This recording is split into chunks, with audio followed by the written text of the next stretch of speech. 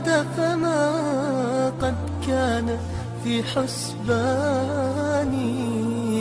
أن يأتي يوم محزن وأرى به أمي تودعني بلا استئذان.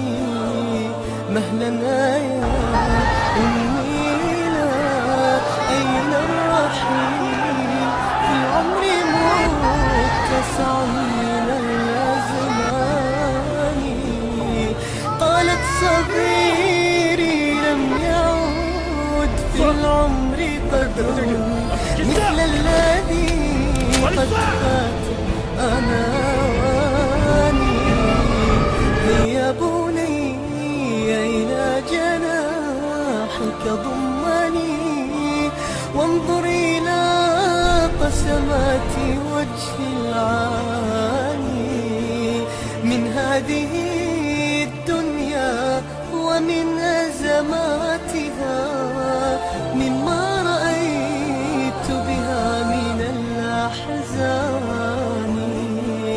في حينها ألقت بوجهي نظرة ورأت دموع العين في جرياني.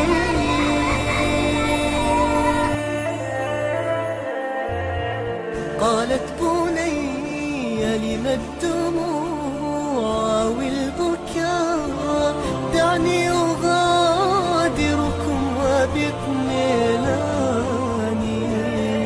كف دموعك يا بني، وقبلت رأسي وقالت حينها بحناني لا تنس أمك من دعائك إنها تحتاجه، وأرجوك لا تنساني.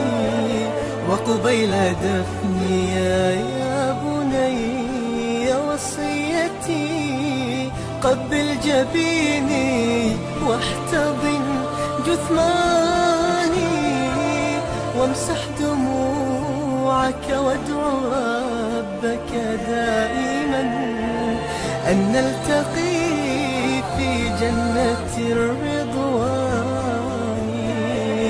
أن نلتقي في جنة الرضوان.